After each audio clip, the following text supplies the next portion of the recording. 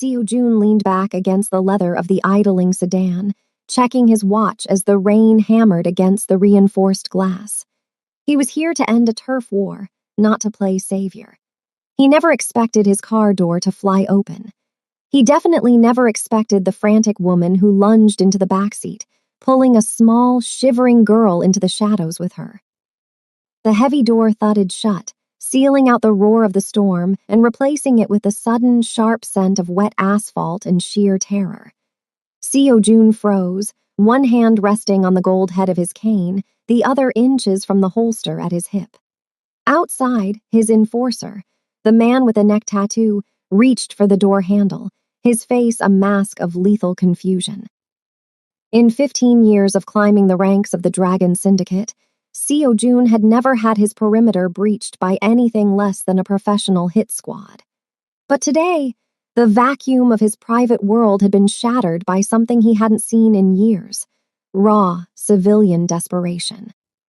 The interior of the car was vast, a moving fortress of black silk and cold steel, far too intimidating for the woman now huddled on the floorboards.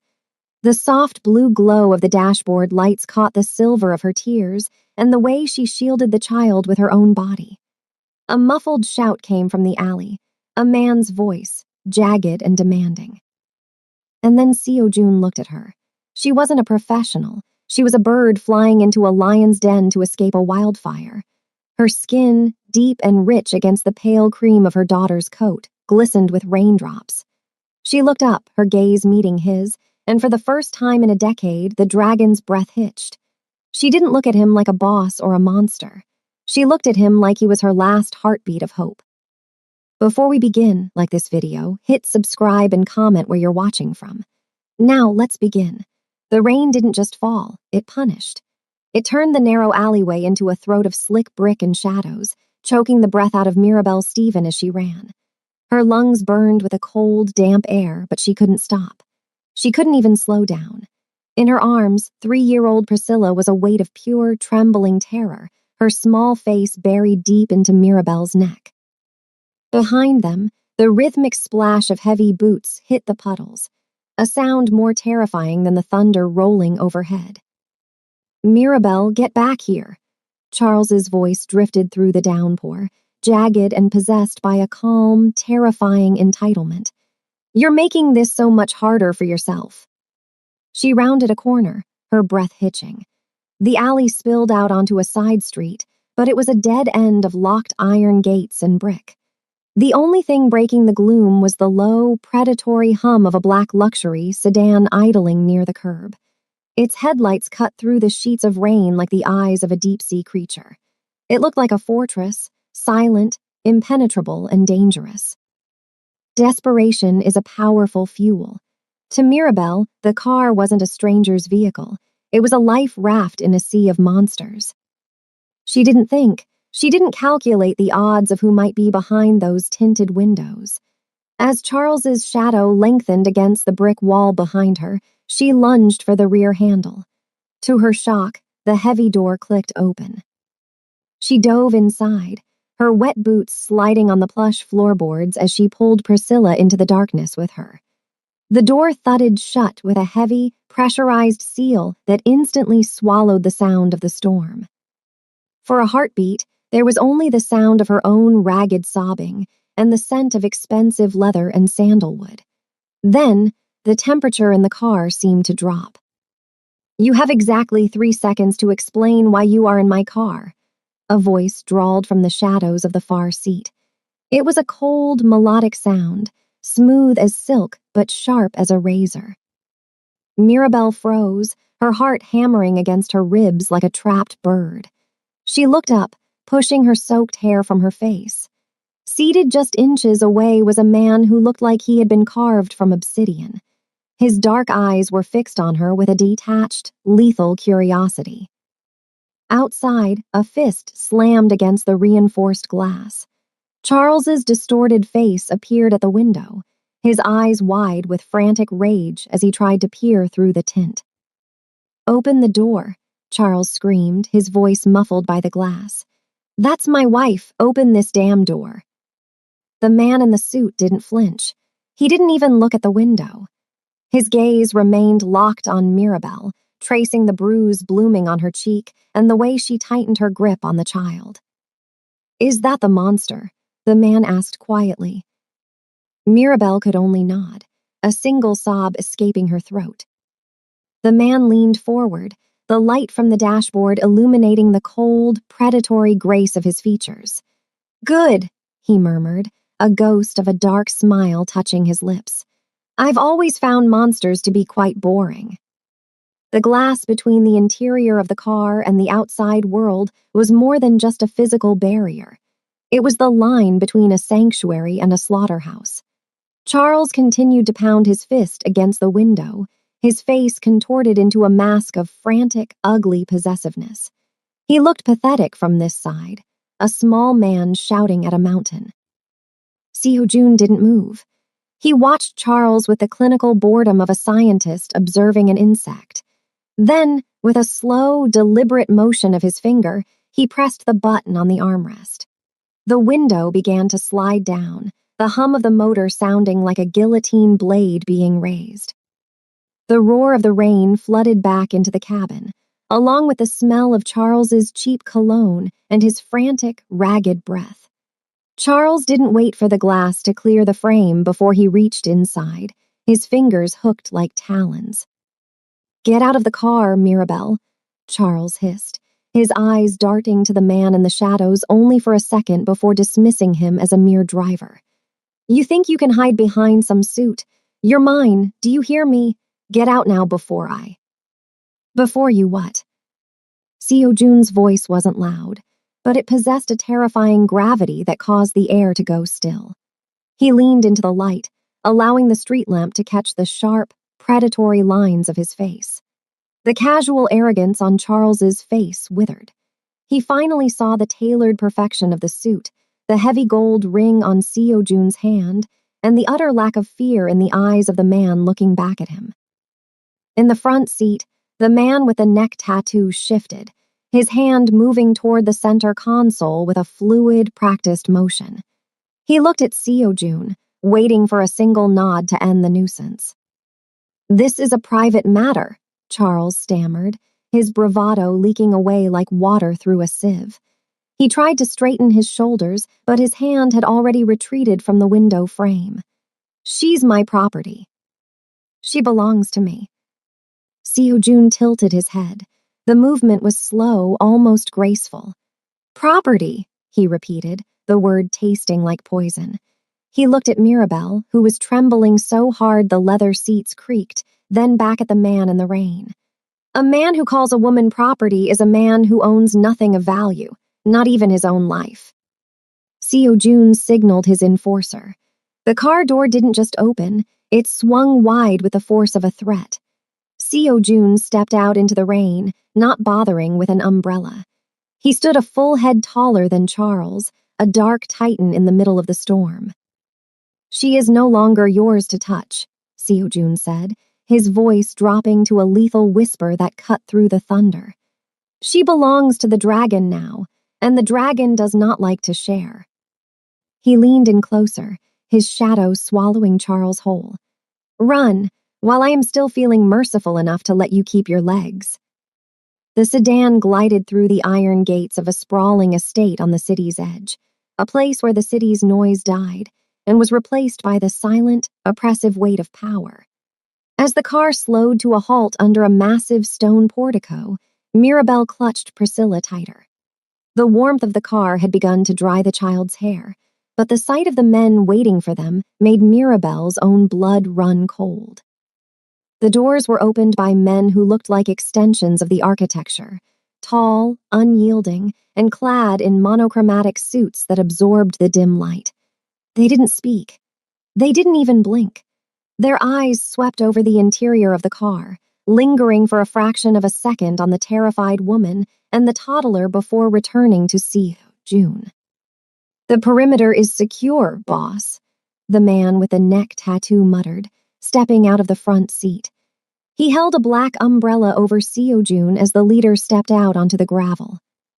Seo-jun turned back toward the open door, his silhouette framed by the sterile, blue-toned lights of the courtyard. "Bring them inside," he commanded.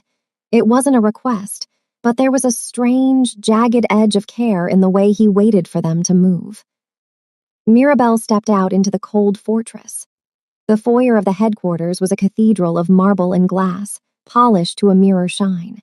It was a masculine world of sharp angles and high-tech security hubs. The air was filtered and scentless, stripped of the messy, human smells of the rain and the street. Everywhere she looked, there were enforcers, men with tactical earpieces and scarred knuckles, moving with the silent efficiency of predators. The contrast was jarring. Priscilla, in her small, pale pink coat and muddy sneakers, looked like a wildflower dropped into a field of obsidian.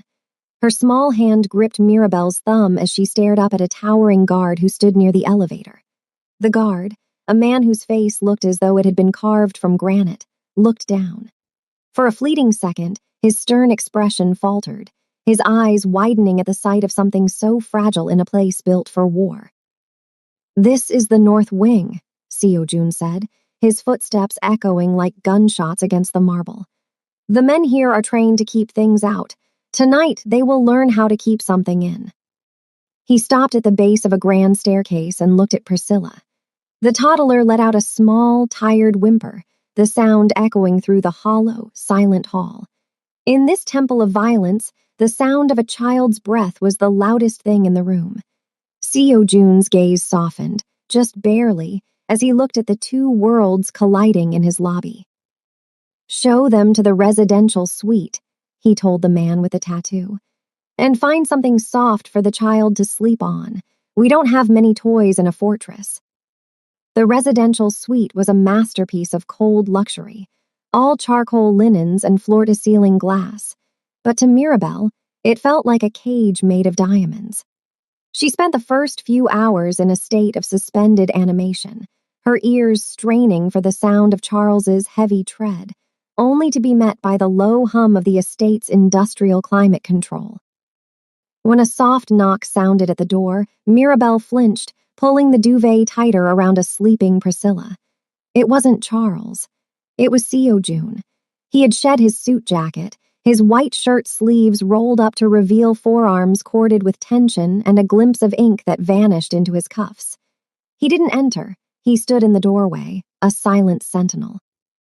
"There are rules in this house," he began, his voice dropping into that melodic, dangerous register. "They are different from the ones you fled." Mirabelle stood, her legs shaking. "I don't even know what this place is. I saw the men, the guns. I know you're not a businessman, not a civilian one." Seo-jun stepped into the room, his presence shrinking the vast space. "I run a syndicate. My business is the management of debt, loyalty, and silence. In my world, a broken promise is a death sentence. To the police, I am a ghost. To my enemies, I am the dragon. But to you," he paused, his eyes scanning her face with a strange, analytical intensity, "I am the wall between you and the man who wants to break you."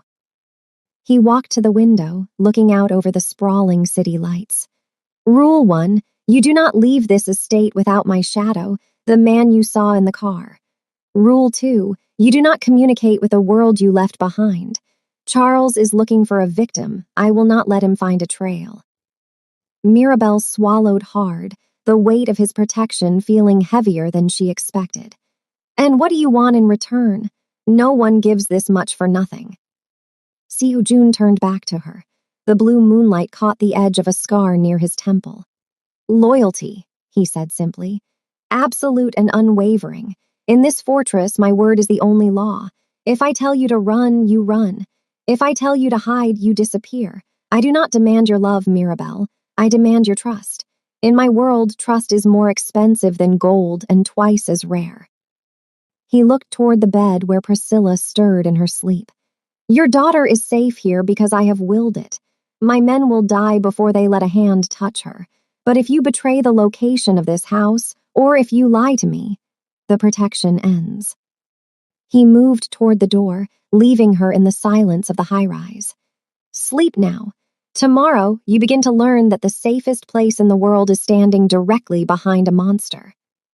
The silence in the estate was a heavy, artificial thing, but it was nothing compared to the silence within Priscilla.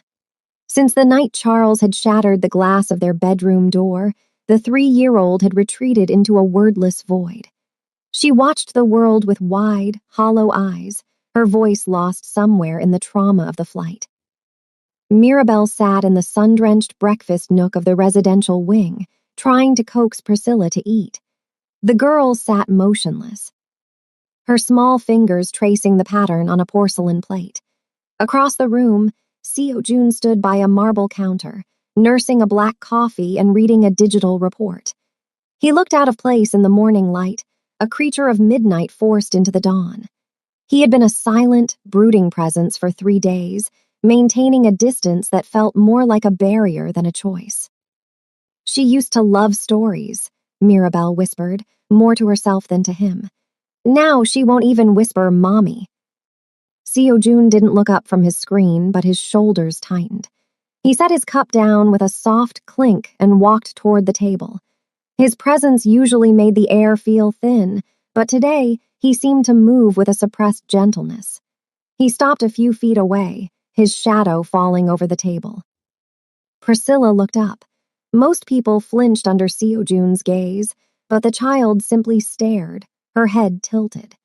She reached out a small, trembling hand and touched the gold dragon-head handle of the cane Seo-jun had leaned against the chair. "Careful, little bird," Seo-jun murmured, his voice losing its jagged edge. Priscilla's fingers traced the intricate scales of the gold dragon. Then, in a voice as soft as a falling leaf, she spoke. "Dragon," she whispered. Mirabelle gasped, her hand flying to her mouth. Tears blurred her vision instantly. It was the first sound Priscilla had made in 4 months. Seo-jun froze. The man who negotiated with cutthroats and commanded an army of shadows looked suddenly, profoundly stunned. He slowly sank into the chair opposite the toddler, bringing his face level with hers. The lethal coldness in his eyes didn't just crack, it dissolved. "Yes," he said, his voice low and strangely thick. "A dragon. Do you know what dragons do, Priscilla?" The girl shook her head slowly, her eyes locked on his. "They guard the things that are precious," Seo-jun said, reaching out a finger to gently tuck a stray curl behind her ear. "They burn anything that tries to take them away." Priscilla reached out and patted his hand, a hand that had likely dealt more pain than she could imagine, and gave a tiny, flickering smile. In that moment, the power dynamic of the fortress shifted. Seo-jun wasn't just a protector anymore. He was a captive to the innocence he had forgotten existed. He looked at Mirabelle, and for the first time, she didn't see a boss or a monster. She saw a man who had finally found something worth the fire. Charles Austin was unraveling. The silence following the disappearance of Mirabelle and Priscilla wasn't peaceful. It was a vacuum that sucked the air out of his lungs and replaced it with a toxic, humiliated rage. He had spent weeks scouring the city, but the black sedan had vanished as if it were a ghost ship. He knew he was outmatched by whoever had taken his property, yet his obsession outweighed his survival instinct. He found himself in a low-rent bar on the outskirts of the harbor, a place where the air smelled of stale beer and desperation. Across from him sat 2 men whose faces were maps of violence, local mercenaries who specialized in the kind of dirty work that didn't require questions. "The car is a customized armored sedan," Charles said, his voice trembling as he slid a grainy photo across the scarred wooden table. "I need to know where it went. I don't care who owns it." The taller of the 2 men, a man with a jagged scar across his bridge of his nose, looked at the photo and let out a low whistle. "That's dragon territory, pal. You're asking us to kick a hornet's nest." "I have money," Charles hissed, pulling a thick envelope from his coat. "Find them, just find them." Greed eventually smothered the mercenaries' caution. Within 48 hours, they had tracked the vehicle's signature to a supply run in the warehouse district. But they didn't understand the world they were trying to infiltrate. They expected a driver. They didn't expect the shadow. The skirmish broke out behind a shipping container. As the mercenaries attempted to plant a tracker on one of Seo Jun's transport SUVs, the tactical earpiece man, the Caucasian enforcer Mirabelle had seen at the estate, stepped out from the fog. He didn't pull a gun immediately. He didn't have to. The street-level violence was swift and surgical. The mercenaries were brutal, but the Dragon's men were a machine. There were no cinematic monologues, only the dull thud of fist against bone and the metallic click of a tactical baton expanding. The air was punctuated by the sound of glass shattering and a single, suppressed gunshot that echoed like a snapped twig. By the time the dust settled, Charles's hired help was sprawling in the oily puddles of the alleyway. The enforcer adjusted his earpiece, his breathing barely elevated. He looked down at a burner phone he had recovered from one of the men. On the screen was a flurry of frantic texts from Charles. "The rat is scratching at the walls, boss," the enforcer said into his mic, his voice calm. Back at the estate, Seo Jun watched the surveillance feed of the aftermath. His jaw tightened. Charles hadn't just crossed a line, he had invited a war into a house that was finally starting to feel like a home. The cabin fever was a slow-acting poison, and eventually the four walls of the luxury suite began to close in on Mirabelle. She had begged for a moment of normalcy, a simple trip to the grocery store to buy the specific brand of apple juice Priscilla loved. Seo Jun had resisted, his eyes flashing with a cold, protective fire, but eventually he had relented with a single, sharp nod. The local market was a bright, bustling contrast to the sterile silence of the estate. Mirabelle pushed the cart down the aisle, the wheels squeaking rhythmically against the linoleum. For a few minutes, she allowed herself to forget. She reached for a carton of milk, her fingers brushing the cold plastic, and felt like a normal woman again. But the illusion shattered the moment she turned the corner toward the bakery. A man in a dark hoodie stood by the artisan breads, his back to her, seemingly engrossed in a label. But as Mirabelle moved, he moved. When she stopped to check her list, a different man in a gray windbreaker stopped 20 paces behind her, his hand subtly adjusting something near his ear. The realization hit her like a physical blow. She wasn't alone. She was the center of a moving perimeter. In the reflected glass of the freezer section, she finally saw him. It was the Caucasian enforcer, the one with the tactical earpiece. He wasn't hiding. He stood by the exit, his posture relaxed but his eyes scanning the crowd with the predatory focus of a hawk. He didn't look like a shopper. He looked like a soldier waiting for a signal. Every time a stranger got within 5 feet of Mirabelle, his hand moved toward his jacket, and the other shoppers in the aisle, men she now realized were disguised guards, subtly shifted to block the path. Mirabelle felt a shiver that had nothing to do with a frozen food. This wasn't just a grocery trip. It was a high-stakes extraction mission disguised as a chore. As she reached the checkout, a man stumbled slightly, his shoulder brushing against hers. Before Mirabelle could even gasp, the man in the hoodie was there, his hand clamping onto the stranger's wrist with a grip that looked bone-deep. No words were exchanged, but the stranger's face went pale as he was stepped around and ushered away by a second unseen guard. Mirabelle looked toward the exit, catching the eye of the enforcer with the earpiece. He gave her a sharp, almost imperceptible nod. It was a silent reminder of the rules Seo Jun had laid out. Her freedom was now a curated experience, a gift granted only under the shadow of the dragon's wings. She realized then that Charles could never find her, not because she was hidden, but because she was the most heavily guarded person in the city. Charles was no longer a man. He was a hollowed-out vessel of resentment.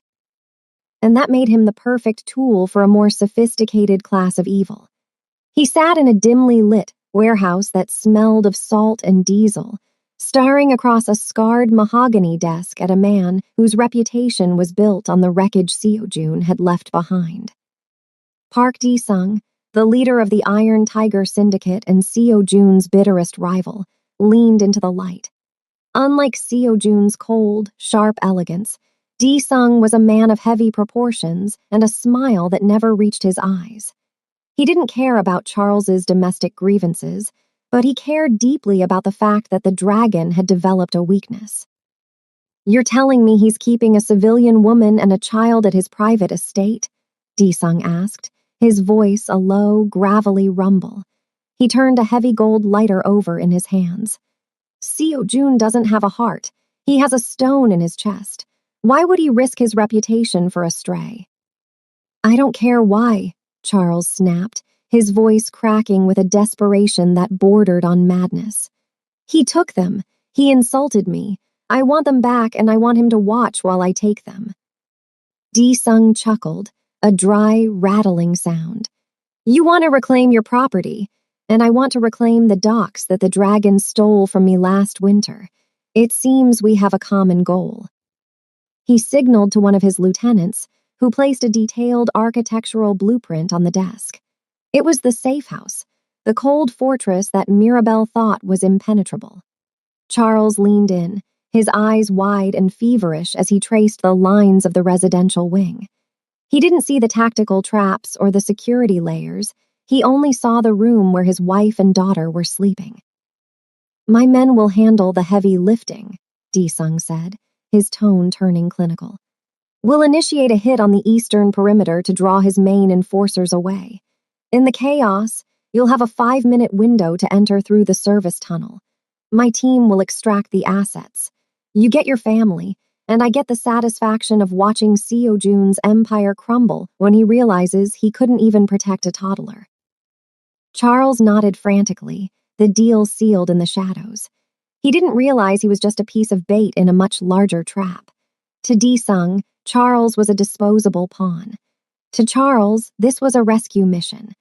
But to the dragon, this was the moment the world would learn that mercy had its limits.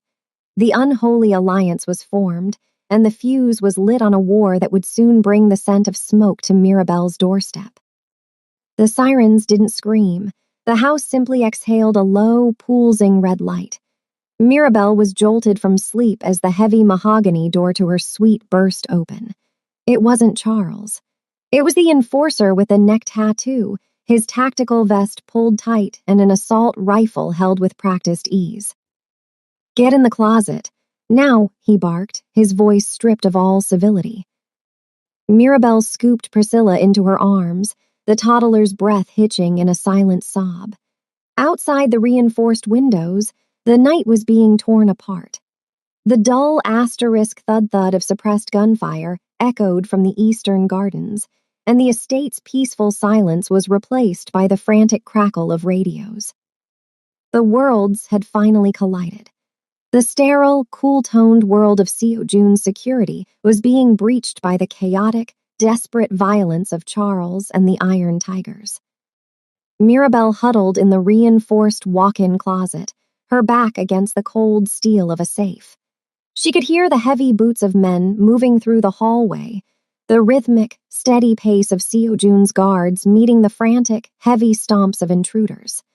Then, a voice that made her blood turn to ice drifted through the door.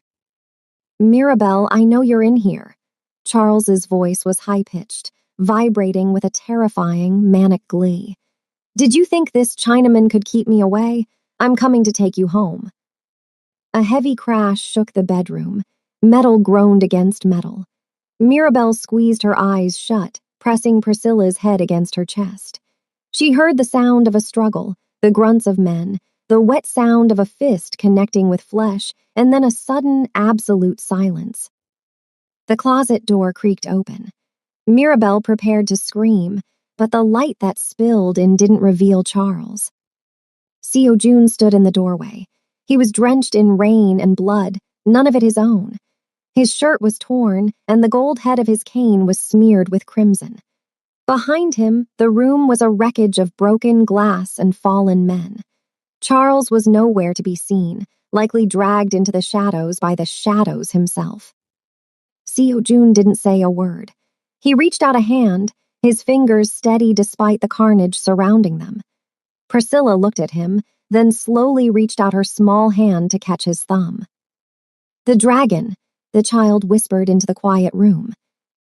Seo Jun's expression didn't soften into a smile, but the lethal tension in his jaw relaxed.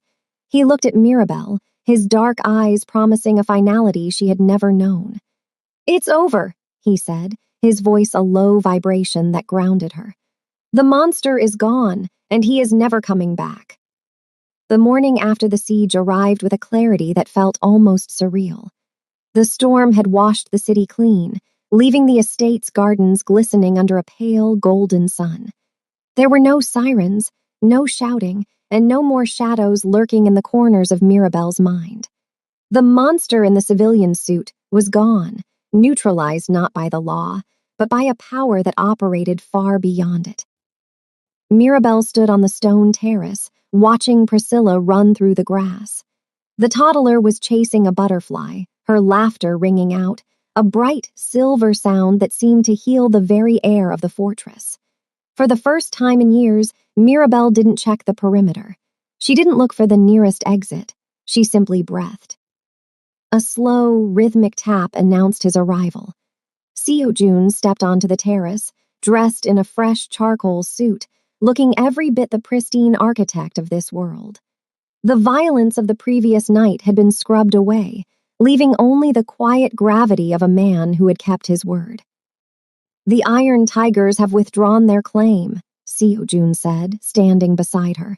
He didn't look at her. He watched Priscilla with a contemplative gaze. "And Charles has been relocated to a place where he can never hurt anyone again. He is a ghost now." Mirabelle looked at his profile, the sharp jaw, the scar near his temple, the hands that knew exactly how to destroy and how to protect. "You killed him," she said softly. It wasn't a question, but it wasn't an accusation either. "I ended the threat," Seo Jun corrected, finally turning to meet her eyes. "There is a difference." In that moment, the broken compass of Mirabelle's trust finally found its north. She had spent her life terrified of dangerous men, only to realize that the most dangerous man in the city was the only one who had ever truly kept her safe. He was a dragon, yes, lethal, cold, and bound by a code of blood, but he had built a nest for her and her child where no storm could reach them. "What happens now?" she asked, her voice steady. Seo Jun reached out, his hand hovering near hers before he let it rest on the terrace railing. "Now, you live, you teach her to speak again, you walk in the sun, and if the world ever tries to be cruel to you again, you remember who is standing behind you." Mirabelle reached out and placed her hand over his. His skin was cool, but his grip was unyielding. As Priscilla let out another peal of laughter, Mirabelle realized that while the world would always be a dangerous place, she was finally home. She wasn't just a victim who had survived. She was a woman who had found sanctuary in the heart of the storm. Thanks for watching, and remember to like this video and subscribe so you don't miss interesting stories like this. See you in the next story.